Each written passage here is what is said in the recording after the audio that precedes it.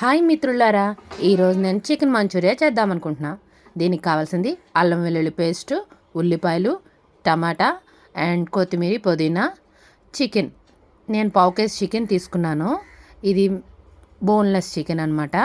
దీనికి 1 table spoon of అల్లం వెల్లుల్లి పేస్ట్ వేసాను. ఇందులో 5 table spoons of cornflour powder వేసాను.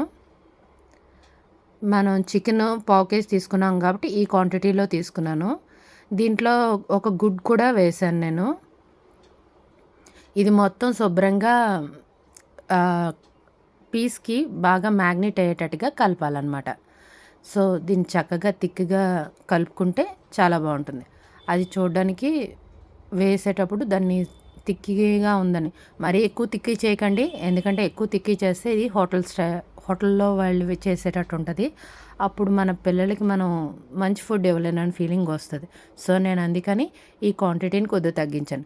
ఇందులోని ఎగ్ మసాలా 1 టేబుల్ స్పూన్ వేసాను. ఇది కొంచెం ఫ్లేవర్ యాడ్ చేయడానికే. ఆల్రెడీ ఇందులో కొంచెం పసుపు, కారం, ఉప్పు ఆల్రెడీ మ్యాగ్నేట్ చేసి ఒక 4 అవర్స్ ముందే ఉంచాను. ఇందులో కొంచెం నిమ్మకాయ కూడా వేసుకుంటే ముక్క చాలా జ్యూసీగా ఉంటుంది. 4 అవర్స్ ఫ్రిడ్జ్లో ఉంటే ఇది బాగుంటుంది. ఇది మరీ పల్చగా ఉంటే కొంచెం వేసుకోండి కార్న్ఫ్లవర్, ప్రాబ్లం ఏం లేదు. అలాగని మరీ ఎక్కువ వేస్తే అంత చికెన్ కోటెడ్ ఎక్కువ అయిపోతుంది, బాగోదు అనమాట. మన ఇంట్లో తయారు చేసుకునేటట్టుగా ఉండాలంటే కంపల్సరీగా ఇలాగే చేసుకుంటే బాగుంటుంది. ఈ చికెన్ని శుభ్రంగా ఎక్కడ కూడా చిన్న చిన్న లంప్స్ లేకుండా శుభ్రంగా దాన్ని కలుపుకోవాలి. దీనికి ఆల్రెడీ నేను ఉప్పు వేసాను కాబట్టి కొంచెం ఉప్పు కొంచెం వేద్దాము అని అనుకుని వేస్తున్నాను. మరీ చప్పగా అయిపోకుండా ఉండాలని. అలాగే ఆల్రెడీ ముక్కకు ఉప్పు ఉంది కాబట్టి మరీ ఎక్కువ కూడా వేసుకోకూడదు. 4 అవర్స్ నానబెట్టిన తర్వాత ఆయిల్ హీట్ ఎక్కిందా లేదో చూసుకోవాలి. బాగా ఆయిల్ హీట్ ఎక్కిన తర్వాత వేసి ఇవి బాగా వేపాలి. గారెలు వేపుకుంటాం చూసారా, యాజ్ యూజువల్గా అలా వేపితే సరిపోతుంది. దీనికి వేపినవన్నీ ఒక పక్కన తీసి పెట్టేశాను. ఇవి నేను కొంచెం ఎక్కువే వేపాను. కరివేపాకు అండ్ పచ్చిమిరపకాయ, అల్లం, వెల్లుల్లి అన్నీ కలిపి నేను ఫస్ట్ ఫ్రై చేసుకుంటున్నాను. ఎందుకంటే ఇది హోటల్ ఫ్లేవర్ రావాలని కదా, పిల్లలు ఇష్టంగా తినాలి అంటే అక్కడున్న చికెన్ మంచూరియా ఎలా చేస్తారో సేమ్ యాస్టీస్గా అలాగే చేయాలని. కానీ ఇందులో నేను అస్సలు టేస్టింగ్ సాల్ట్ వేయలేదు అండి, ఏం అనుకోవద్దు. ఇది సడన్గా ప్లాన్ చేసిన టూర్ కాబట్టి అన్నీ సడన్గా అప్పటికప్పుడు అరేంజ్ అయినవి చేసామన్నమాట. నాకు కంఫర్టబుల్గా దొరికినవన్నీ కూడా ఇందులో వేసాను. పుదీనా, కొత్తిమీర అండ్ కరివేపాకు ఇందులో నేను కొంచెం ఎక్కువ వేసాను క్వాంటిటీ. అలాగే టమాటా సాస్ నాకు దొరకలేదు. సో టమాటా సాస్ లేకపోయినా మనం టమాటీని ఈ ఫ్రైలో వేసుకుంటే యాజ్ యూజువల్గా టమాటా సాల్ట్కి ఉన్న టేస్టే దీనికి వస్తుంది. మీరు దీన్ని తింటే గ్యారంటీగా చెప్తారు టమాటా సాస్ అవసరమే లేదని చెప్పి. మన టమాటీనే ఫ్రై దాంట్లో వేసుకుంటే నేను 1 టమాటీ వేసాను, బిగ్ సైజు. చిన్నవైతే ఒక 2 వేసుకోండి. ఇవి బాగా ఫ్రై అవ్వాలి. బాగా ఫ్రై అయ్యేదాకా దాన్ని దగ్గర ఉండి వేపుకోవాలి.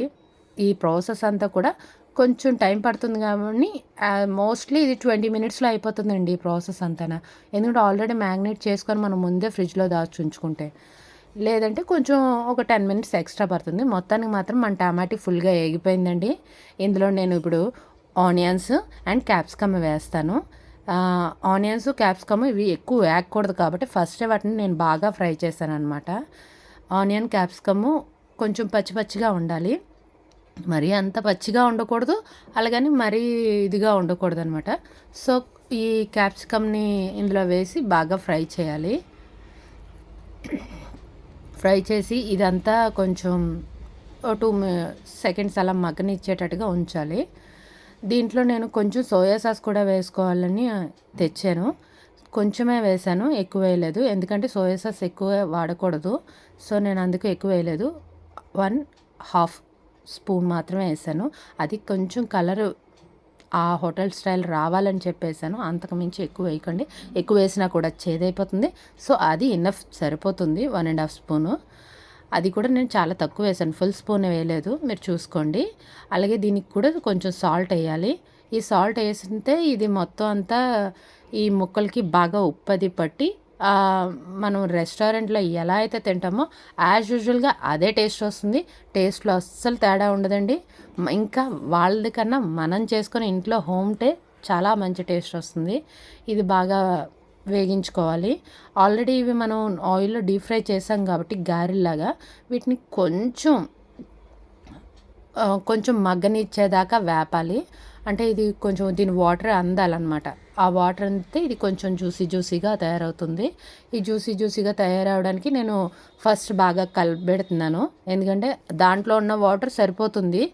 మరి కొంచెం ఎక్కువగా ఫ్రై చేశాను కాబట్టి నేను కొంచెం గ్లాస్ ఆఫ్ వాటర్‌ని తీసుకొని ఏస్తున్నాను. ఫుల్‌గా ఏయలేదండి. హాఫ్ వాటరే ఏసాను. ఈ హాఫ్ వాటర్ ఏసిన తర్వాత రిమైనింగ్‌లో అందులో వాటర్ గూడా ఉంచేసాను నేను కొంచెం. జస్ట్ ఎందుకంటే ఆ ముక్కకి ఆ జ్యూసీ పట్టడం కోసమే. అయిపోయింది. సో వేడివేడిగా మీకు చికెన్ మంచూరియా.